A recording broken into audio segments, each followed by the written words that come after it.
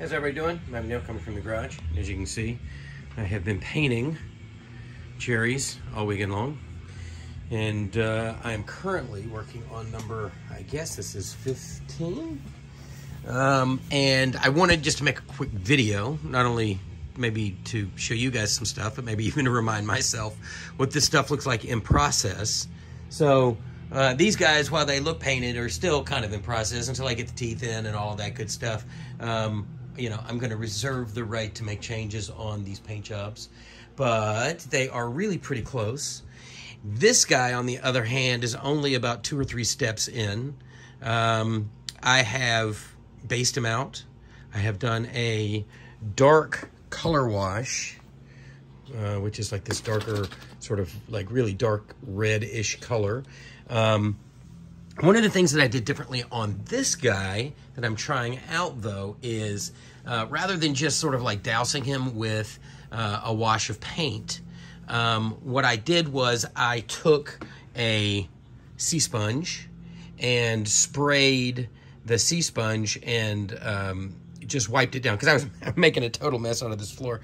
So I'm using a sea sponge, but what I did on this one specifically was I took a brighter red and I did the ears right around in the nose area, the eye areas, down at the bottom of the mouth here, and a little bit of lip area, and the other ear in a brighter red. You can actually see a little bit of it on the sponge right there. And then I did my normal wash, which is more of this kind of brownish red, over the whole thing. And the reason I did that is because I find that, you know, obviously faces have colors that change from area to area. Ears tend to be very red. Creases in here tend to be very, very red. Same thing around in there, even though these eyes are ultimately going to be basically kind of blacked out. Not blacked out, because again, I'm not a big fan of using the color black in regard to painting shadows. If I can talk myself into saying, okay, the skin or the material that is there is actually black, then I'll use it. Otherwise, I feel like you got to be a little more loyal to anatomy and what would make skin be a certain color. Because even on human skin or animals, you know, you see black on a dog's face and it's black, but usually it skews blue or it skews red or it has a little bit of a shift to it. So anyway, so what I'm doing here is this is the red pass. I took an airbrush and one of these. If you don't have one of these, you are big time missing out. This is a, I think they call them a spatter tip. Hold on, I got a package of them around here somewhere. And speckle. Okay, I actually ordered a new set just so that I'd have spares. Let me see if I can get this bag open and I can show you what they are. But basically what they do is they simulate, okay, not that.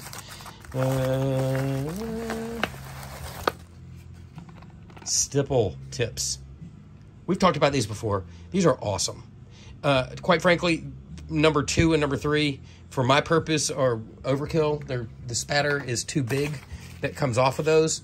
But that number 1 tip, which I set down and now I can't find, is fantastic. And what it does, here it is you clip this on the end of your airbrush, and it blows the paint against this finger here, and as a result it spatters that paint in a very awesome kind of speckly skin pattern, and you can do layers of color. This one actually currently I speckled it with a very thin version of that red, a very thin version of a mixture of that red and like a yellow, which is here.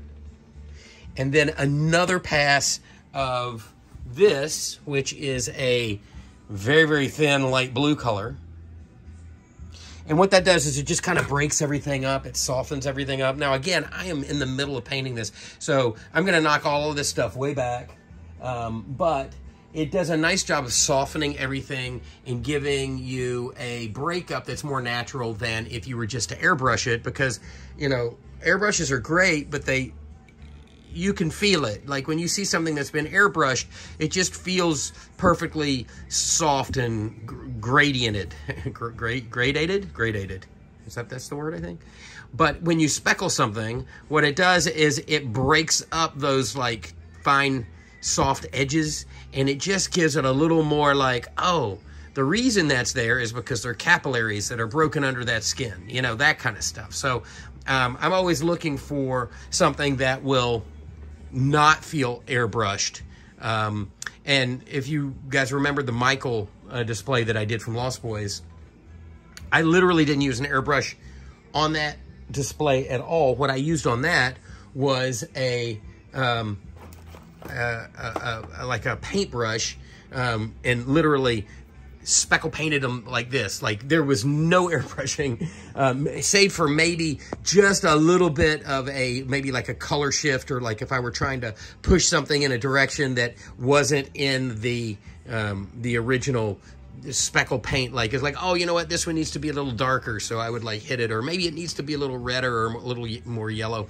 So that's the, you know, that's what these speckle tips do, is basically this, but in short order. So it does a really fantastic job. Again, I'm like still working. I've done no dark colors on this guy yet, but you can sort of see how he's coming together.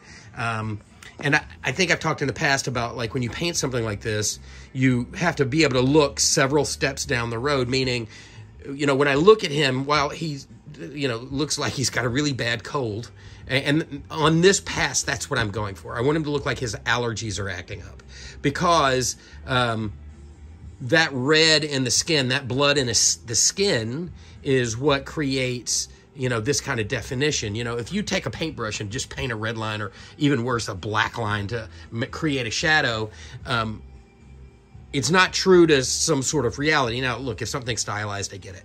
But this is, you know, I'm going for a very specific look from the film. And so my effort here is in trying to make him look as realistic as possible. Like, I want Chris Sarandon on set with makeup on that's been on him all day long, and it's really hot at the end of the day when they were shooting that scene, and his makeup is melting a little bit. And, you know, that's what I'm going for on these. So I'm doing like the flesh version underneath, and I'm starting on the red here, because those sort of like three things that are those streaks that are on his cheeks are kind of reddish purple. So I'm doing red now, and then I'll do a little bit of purple in there, and then maybe a little black. I'm going to tell you, because those guys had black in their makeup kits. So, you know, why not go a little bit there? So anyway, yeah, there you go. This is kind of what a mid paint job looks like on one of these Jerry's, but I figured you guys might want to be interested in sort of seeing what this process is. And then, you know, the other thing, everybody always talks anatomy. Yeah, go look on the internet and figure out what parts of a face are red, and what parts of a face are blue, and what parts of the face. And at one point I had a chart, and if I can find it on my phone, I'll post it down below. But it's a really helpful chart that shows sort of color bands of the face. And the simplistic version is the top half of the head skews a little bit yellow, the center of the face skews a little bit red, and then the bottom of the face skews a little bit blue, particularly on a male because of facial hair and all of that stuff. So, so there's that. And then the final thing I want to talk about real quick is sometimes you need to reduce things. So, you know, you come in here with your speckle, but sometimes you're like, oh man, that's just too much red or too much whatever. What I'll do is I'll take a paper towel with either a little bit of water or maybe alcohol. Alcohol is really aggressive, but a little bit of one of those two, and just very carefully come in here and create the highlights that I want, right? Cheekbones, bridge of the nose, tip of the chin, eyebrows, maybe a little bit of the forehead so that some of the sculpting, some of this area here starts to stand out. And again, maybe to reduce a little bit of this sort of dottage that I have, the speckles that I have going on there. So anyway, that's what I'm doing. I'm in the process of kind of going back and forth between airbrushing and reducing stuff just to kind of tune this guy in and make him one of these guys. Which again, still in process, but well on their way. So this is number 15, and he is looking like he's got seasonal allergies, which is exactly what I want.